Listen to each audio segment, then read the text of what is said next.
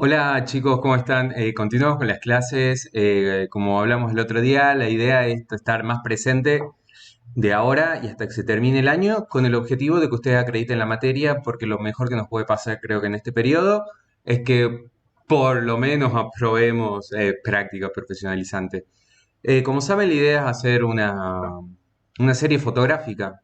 ¿Sí? Pero para ello tenemos que escribir una justificación. Una justificación es seleccionar un objeto de estudios, entre comillas, que no existe, ustedes lo crean cuando lo seleccionan. Es decir, yo voy a hacer fotografías de ropa de mujeres del año 50, ¿no? Y bueno, y empieza a existir esa serie de fotografías una vez que ustedes deciden que van a fotografiar eso, que van a tener eso como objeto de estudio, ¿no? El objeto de estudio, diría Pierre Bourdieu, es creado por eh, el ojo del investigador. ¿Sí? Nosotros de pronto vemos algo que no existía como objeto de estudio en el mundo y empieza a investigarse por, bueno, por la acción misma del investigador. Eh, y les quería dar un poco de información sobre por qué escribir esas fundamentaciones y qué elementos utilizar. La ciencia de la comunicación, ya lo sabemos, son ciencias interdisciplinarias. Eso quiere decir que se nutren de otros campos. Por ejemplo, el campo de la semiótica, de la sociología, de la antropología, de la informática, de la psicología. Todo eso nos permite a nosotros abarcar mejor los fenómenos comunicacionales. En este caso vamos a hablar de sociología, especialmente de la sociología que de alguna forma investigó o pensó la fotografía. Y qué mejor que empezar por Pierre Bourdieu. Así que lo que vamos a hacer ahora, vamos a hablar un poquito de Pierre Bourdieu y vamos a mencionar dos de sus textos que tiene sobre fotografía y que nos permiten pensar el día de hoy. ¿Sí? Eh, Pierre Bourdieu es este hombre, un teórico francés, un intelectual muy militante, muy de estar en la calle acompañando manifestaciones. Lo que hizo famoso a Pierre Bourdieu, en términos teóricos, ¿no? O sea, su gran mérito es haber tomado la teoría marxista de la lucha por el capital, ¿no? De que la historia es la lucha entre clases por un capital, y llevar esto a distintos campos de expresión de las sociedades, ¿no? Nosotros participamos de distintos campos y él diría que en cada uno de esos campos hay un capital que está en juego, hay un juego en jeu, hay un interés en obtener ese capital, hay un hábitus que nosotros tenemos incorporado que más o menos nos permite actuar dentro de ese campo y alguien que está fuera de ese campo no lo entendería. Por ejemplo, capaz que hay algunas personas que no entienden por qué nosotros queremos estudiar comunicación, pero nosotros estamos en el campo de la comunicación. Tenemos un capital simbólico que tiene que ver con nuestra credibilidad, con nuestra relación con los públicos, etcétera. Es un capital simbólico que tiene mucho valor. Y dentro de ese campo, los distintos agentes van a luchar por tener más de ese capital simbólico. Y hay personas que no participan de este campo, por lo menos no conscientemente, y no tienen interés en obtener esos capitales, ¿no? Entonces diría Pierre Bourdieu, existen distintos campos, entre ellos el campo del arte, el campo de la religión, etcétera, ¿no? Donde se ponen en juego distintos capitales. En el campo de la religión, el capital principal es la salvación del alma, ¿no? Todos luchamos en ese campo para salvar nuestras almas. Y como pueden empezar a preguntarse en este momento, bueno, pero en todos esos campos el capital económico sigue siendo relevante.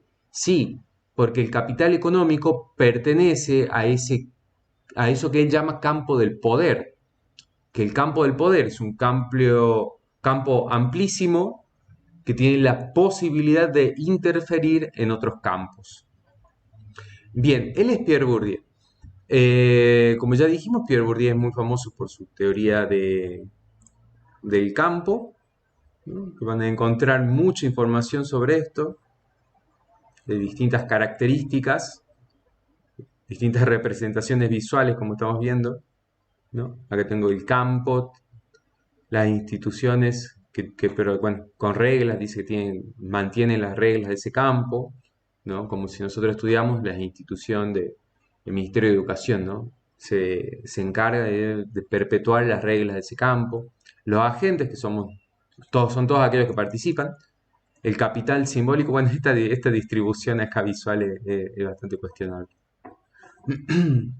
Pero bueno, Pierre Bourdieu tiene dos textos que, bueno, estuve repasando ahora porque los he leído hace un tiempo y son muy valiosos y me gustaría mencionárselos, compartírselos por los cuales les interesa leerlos y notar cuáles son los conceptos más interesantes que nos van a permitir nosotros pensar la fotografía hoy en día eh, y de alguna forma nos pueden servir para escribir una justificación de por qué nos gustaría hacer determinada serie fotográfica con tal tema, con tal juego estético, con tal premisa, etcétera, etcétera.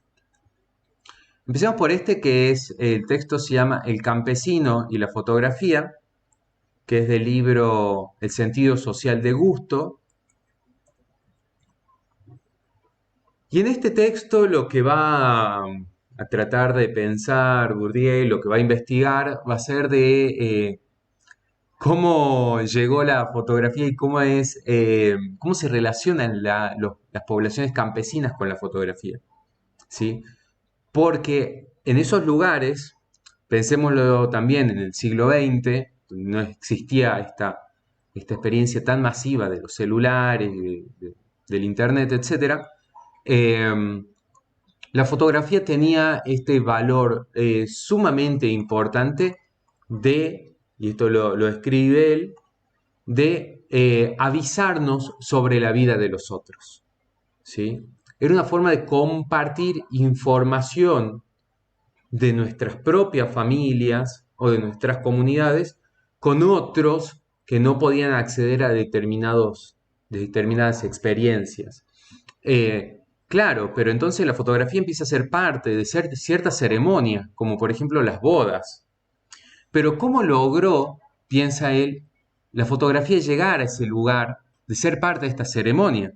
Siendo que era una constante en estas poblaciones campesinas el rechazo a la innovación, el rechazo a la vida urbana, ¿sí? De alguna forma eran suspicaces de todo aquello que rememoraba un poco el enseñoramiento, ¿no? Palabra que utilizan acá, de los ciudadanos de las grandes urbes europeas, ¿sí? Entonces, ¿por qué de pronto, rechazando todo lo demás, permiten esta práctica cultural y simbólica que es la fotografía? La permiten porque habilita, bueno, entra en los rituales, que no es algo menor.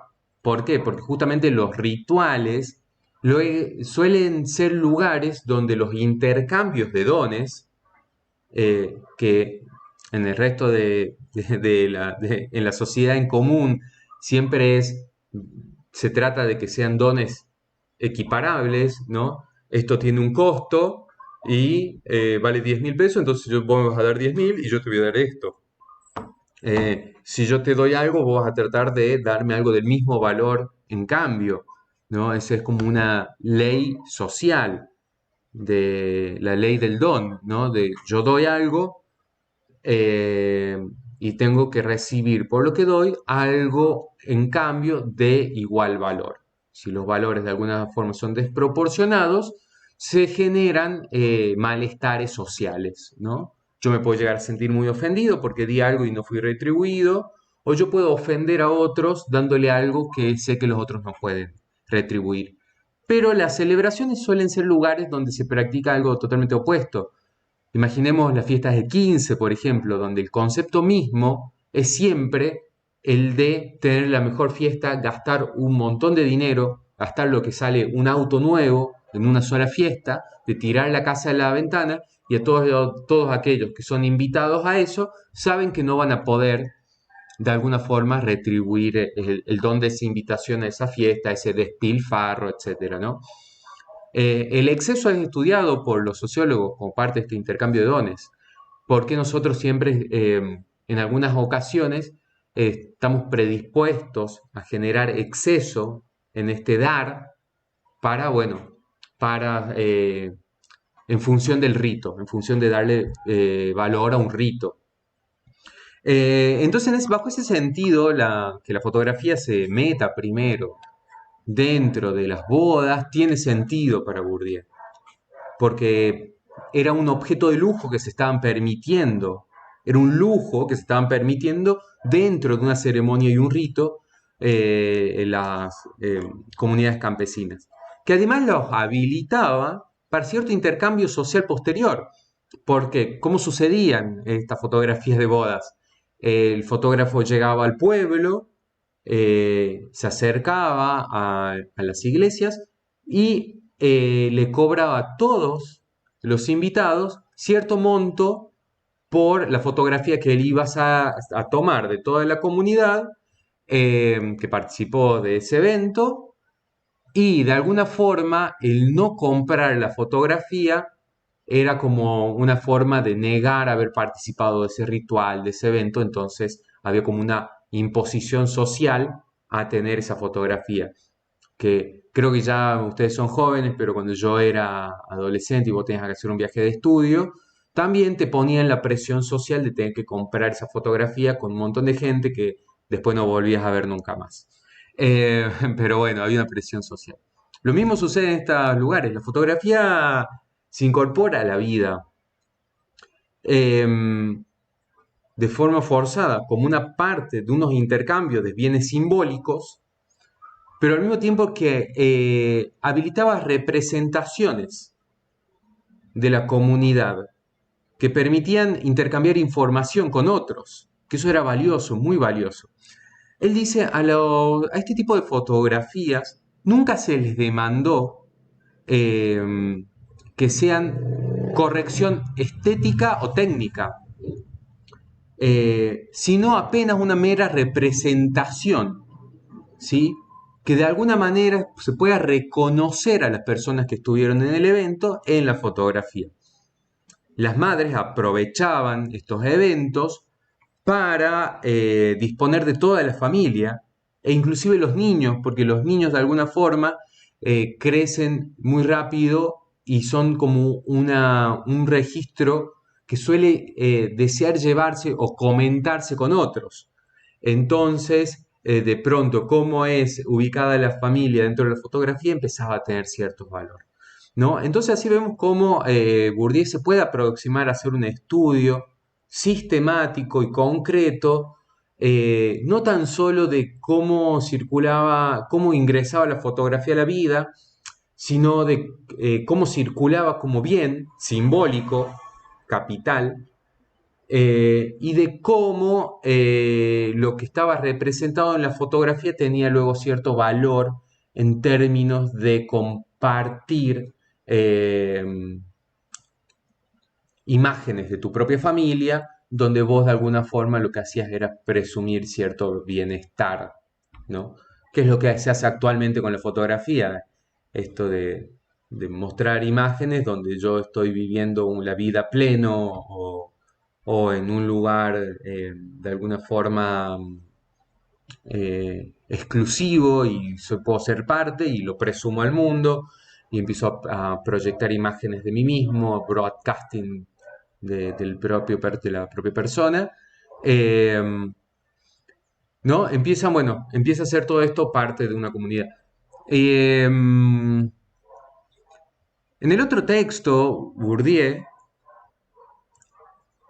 el otro texto se llama La fotografía, un arte intermedio, que es sumamente interesante, donde él un poco lo que hace es eh, reflexionar sobre el valor de la fotografía en los estudios sociales, eh, porque de alguna forma él ve que necesitamos dispositivos que nos permitan trabajar en el ámbito de la experiencia, porque es justamente la experiencia lo que se encuentra entre la subjetividad y la objetividad. La subjetividad de una persona que experimenta de forma única y singular todo lo que sucede, el mundo real tal como es, sin interferencia humana, y la experiencia como la posibilidad de la subjetividad de interferir en el mundo, ¿no? Y la fotografía de alguna forma permite generar ciertos registros de esas experiencias. Entonces tiene valor para nosotros como estudio, tiene valor nosotros para, como investigación. ¿Sí? Cuando nosotros por ahí pensemos estos proyectos nuestros, no pensemos en la fotografía, pensemos en el mundo, o pensemos en nuestra propia subjetividad, pensemos en nuestras experiencias, utilicemos la fotografía para registrarlas.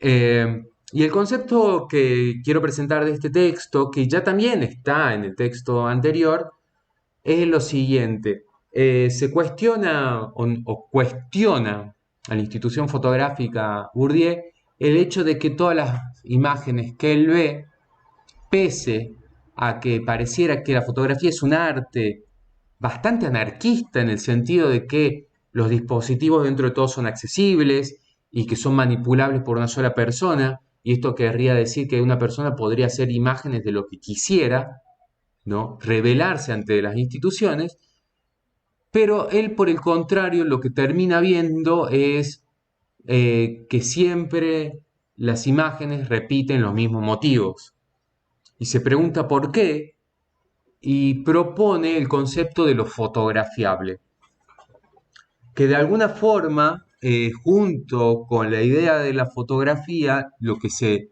distribuyó en la sociedad es la idea de que hay un mundo que es fotografiable y que fuera de ese mundo fotografiable no hay nada.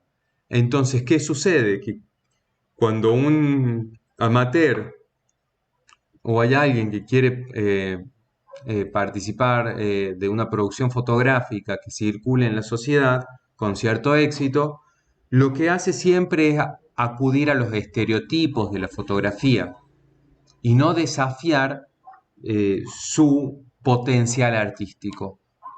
Porque los seres humanos, como sociedad, estamos ya acostumbrados a que las fotografías sean imágenes concretas del mundo, ¿sí? Por eso cuando nosotros por ahí, no sé si nosotros, pero hemos escuchado muchas veces a gente que habla de estas experiencias más artísticas en términos de la producción de imágenes y dice constantemente que no le entiende porque necesita esa persona que la experiencia de la fotografía sea algo comprensible, ¿sí? Esté en el orden de lo estereotipado. Eh, Sabemos ya, porque hemos hablado muchas veces, que Deleuze, él habla de cómo la comunicación siempre se nutre de ese universo de conocimientos compartidos, preconcebidos, que es muy difícil crear algo a través de medios de comunicaciones convencionales, porque no es su objetivo el de crear.